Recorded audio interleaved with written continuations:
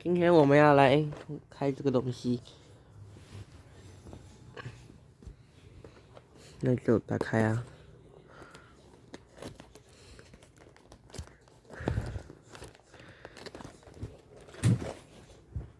剪刀。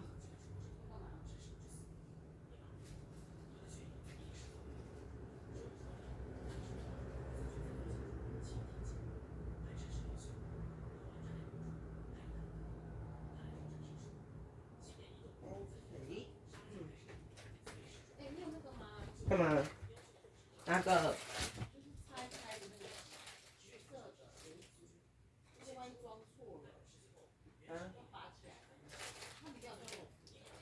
沒關係啊，用手拔。OK，裡面就咁多飛包。OK，咁就開始裝。OK，說明書喺呢度，其實都幾薄嘅，係咯。咁第一薄啦，應該係全部拆開先。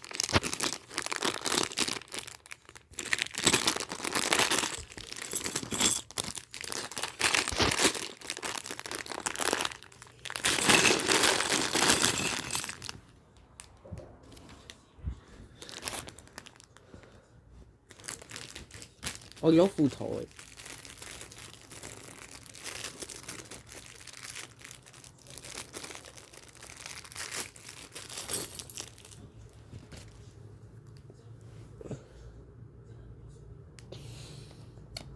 講到香港嘅集體運輸系統，大家可能第一時間會諗到地鐵、巴士。不過集體運輸系統唔一定全部都係交通工具，因為只要係為大眾開放並提供運輸服務，就已經可以被歸類入去。睇到標題嘅各位應該都知，今日我想講嘅就係中環至半山扶手電梯呢個既係知名旅客景點，又另類嘅集體運輸系統。講下佢嘅歷史、興建時遇到嘅難題、爭議，仲有一啲你未必知嘅冷知識。事不宜遲，我哋馬上開始。要喺半山起扶手電梯嘅概念，最早喺上世紀80年代被提出，背景係因為半山同中環喺香港開埠之後早有發展，兩地聯繫緊密，加上人口不斷上升，往來兩地嘅交通日益繁忙。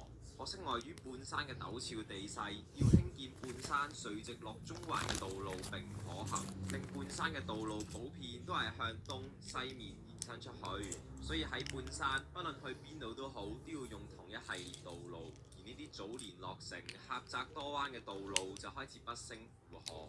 有見及此，政府就打算興建一套單軌纜車或者扶手電梯系統，更有效連接半山同中環，舒緩交通擠塞。始終呢個喺當年可以話係破天荒嘅大型基建，所以政府最後都係揾咗顧問公司做研究，而佢哋發表嘅報告就構思要為半山興建一條有扶手電梯輔助嘅行人通道，方案受半山居民歡迎，亦奠定要起電梯嘅大方向。方案係就係有啦，但點樣將佢實行先係困難所在。呢個90年3月通過，91年2月開始興建嘅項目就好似打開咗潘多拉盒子咁，困難重重。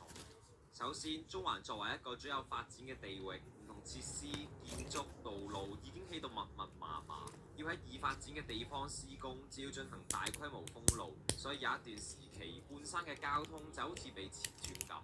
明顯地，交通嘅不便嚴重降低半山嘅人流，同時施工時期嘅噪音同沙塵都會影響到附近嘅環境，所以施工時期原本已經喺半山嘅商鋪生意大受影響。正因為咁，有唔少商鋪同小販等就聯手控告政府，期望政府賠償施工時期嘅生意損失，令佢哋同承建商已經浪費咗一堆時間同金錢喺法律訴訟上。撇除對民居嘅影響，其實單係喺半山施工就已經唔容易。中環至半山扶手電梯係需要依山而建，山坡嘅斜度多變，但係香港嘅標準扶手電梯就得兩種斜度，30同35度，相較之下死板得多，所以要令電梯能夠依住地勢多變嘅半山興建，就變成首要解決嘅難題。其實半山山腳啲坡度較低嘅部分難處理，因為用上微微傾斜嘅自動行人通道就能夠做到依山而建。反而山腰嗰啲坡度唔上唔落，用自動行人通道又唔夠斜，用標準扶手電梯又太斜嘅尷尬位先係麻煩嘅地方。之後設計師們就諗到喺山腰部分應用特製非標準軌道冇咁斜嘅電梯。要分辨正常同特製嘅電梯其實難度不大，因為特製電梯雖然軌道冇咁斜，但梯級樣式同普通款係一樣。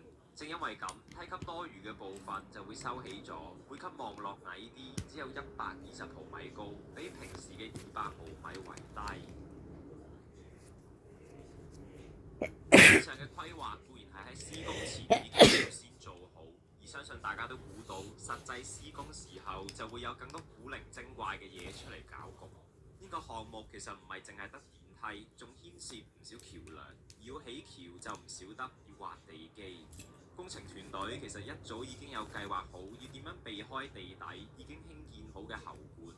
奈何半山區發展多時，好多以前早起落嘅喉管都係冇妥善記錄在案，所以到真正要挖地起橋嘅時候，就出現好多喺石頭爆出嚟嘅喉管阻礙施工，令工程師們要不斷改變計劃。以上種種因素就令工程嚴重超支。原本規劃時估算造價係4500萬，到最後電梯落成，所有糾紛調停，成個項目就實際使咗2億5330萬。經過工程人員嘅努力，中環至半山扶手電梯就喺93年10月15號清晨6點開通。成個系統由18條扶手電梯同3條自動行人道組成，並有蓋行人道同行人天橋連接。總長度超過800米，垂直差距135米，中間一共同19條街道，例如皇后大道中、荷里活道、羅便臣道等交匯。呢個規模就令佢成為健力士世界紀錄入面全球最長嘅戶外有蓋行人扶手電梯系統。咁厲害嘅工程能夠順利完成，本應係一件好事。不過實際營運時候，民憤同問題就冇減少到。首先喺系統開通嘅時候，就隨即有5條電梯發生故障，經過工程人員搶修同為電梯進行相應調校，問題總算迎刃而解，但麻煩又點止咁少啊？因為系統橋梁貼近民居，令電梯啟用之後出現治安問題，使到路政署要喺貼近民居嘅地方加裝圍欄或者膠板，仲裝有接駁警署嘅閉路電視。其實治安呢啲透過增加硬件配套就解決到嘅問題都唔係重點。當時最惹嚟非議嘅就係系統興建係為咗疏導交通，但起完到頭來減少交通擠塞嘅效果成疑。畢竟當年呢個係政府測試扶手電梯系統可行性嘅試驗品，所以政府對系統能唔能夠疏導交通好有興趣。喺系統落成前同後做咗唔少研究。結論同扶手電梯啱啱啟用嘅民調，甚至係系統落成前嘅預測係一致，就係扶手電梯只能夠有限度，甚至唔能夠解決交通擠塞。咁係因為半山出行嘅市民主要可以分為搭公共交通工具嘅同埋揸車嘅。扶手電梯系統的確有人使用，但嗰啲都係搭開公共交通工具嘅。揸車嘅就一於少理，繼續我行我素，令電梯唔能夠有效舒緩交通擠塞。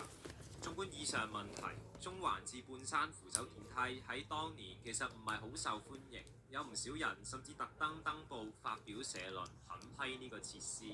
不過經歷時間推移，30年洗禮，事實又係咪咁呢？扶手電梯啟用冇耐，政府帳目委員會已經喺97年就電梯系統嘅成本效益進行評估研究。當時政府就話要量化系統嘅社會效益同經濟回報係唔容易。不過根據粗略計算，項目嘅經濟回報偏低，並預計會隨時間過去而減少。其實研究進行嘅90年代尾，系統每日平均會有約3萬人次使用。之後使用量節節上升，千禧初期呢個數字已經上升到54000人，再到近年嘅8萬人左右。因為扶手電梯係供大眾使用，同時依山而建，定線直接，令市民上落山都方便咗好多，帶旺當區人流。唔少商家就借助電嘅人流喺隔離左右開鋪，造就蘇豪區喺之後成形。香港蘇豪區呢個詞最早係由餐廳老闆 Thomas Gertz 喺96啊，煮完了。至今日，當區仍然係特色餐廳同店鋪林立，充滿文藝氣息。的確，根據一篇2013年嘅學術研究，半山區嘅